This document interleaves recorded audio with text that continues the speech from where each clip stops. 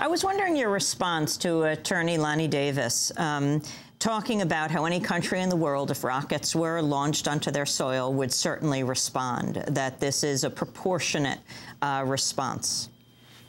Well, you know, Lanny Davis is brilliant. He's a friend of mine. He served President Clinton in this country well. I sincerely disagree with him. When you look at the issue of proportionality, which must be taken into account, there's just no question that there's a disproportionate response. And when you look at what the targets of the attacks have been, you know, the Israeli army is given a lot of credit for its precision.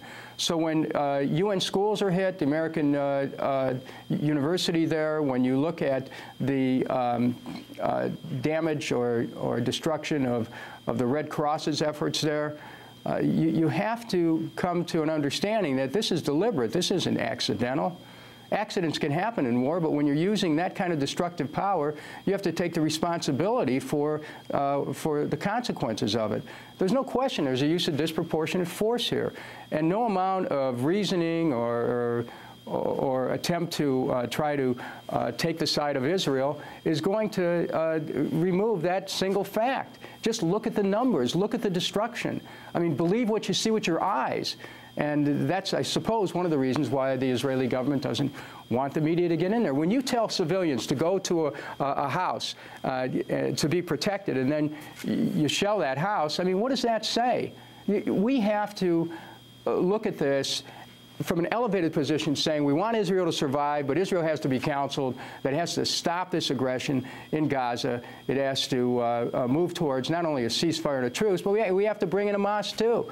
But if you don't get serious help, which Syria was trying to work with Hamas, and if you isolate Israel from the rest of potential partners in the Middle East, then what chance does Israel have to ever come to a resolution here? Force alone is not going to protect Israel. Diplomacy will, and that's what we need to move towards. I don't have any brief for Hamas and for its use of rockets against the Israeli people. I mean, anybody who's fair-minded knows that that's wrong. But you have to go back to the blockade and the occupation, and you have to look at Israel's conduct in the West Bank as well. I mean, if Israel was so gentle with the people of Gaza, you look at the West Bank and look at what's happened there. Look, I've been there. I've seen the barriers and the checkpoints and how people are treated.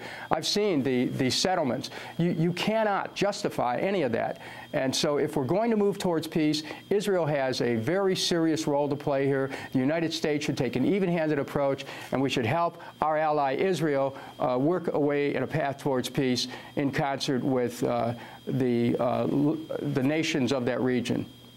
Do you think, as some have suggested, there's a possibility that Israel is trying to knock out Hamas before President-elect Obama becomes President Obama, that he might be more open to negotiating directly with Hamas, so that this is a kind of preemptive strike? Well, you know, it could. The timing is unmistakable. I mean, it's on the eve of an inauguration of a new president. So I think that Israel is obviously taking advantage of that and is going to accelerate the attack in the next week.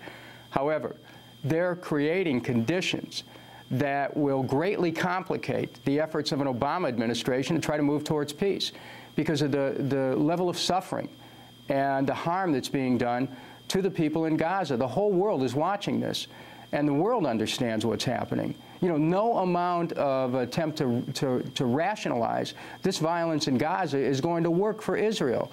There's a point at which, you know, Israel has a lot of talent, very bright people running their government. They chose to use violence. They chose it on the eve of a presidential inauguration in the United States. They're trying to take advantage of this situation because they know the Bush administration could care less about international law. It looked the other way and even encouraged the destruction in South Lebanon over a 37-day period. I was in South Lebanon. I saw the damage that was done there in the closing days of that war. I was in Quneitra. I saw the damage that was done in that area near the Golan Heights in the closing day of that war. Israel can be expected to accelerate the attack in Gaza before the inauguration of Barack Obama. But to what cause? To what point? How do you get to peace after that? That's what we ought to be talking about. And how do we make it possible for our new president to be in a position where he can negotiate? Israel isn't doing him any favors with what they're doing. They're not doing the world any favors or themselves any favors by their conduct of this war against Gaza. Congressmember Kucinich, I want to thank you Thank you for being with us. Congressman Dennis Kucinich, a Democratic Congress member from Ohio, speaking to us from Cleveland, one of 5 House members to vote against a resolution supporting Israel's offensive in Gaza.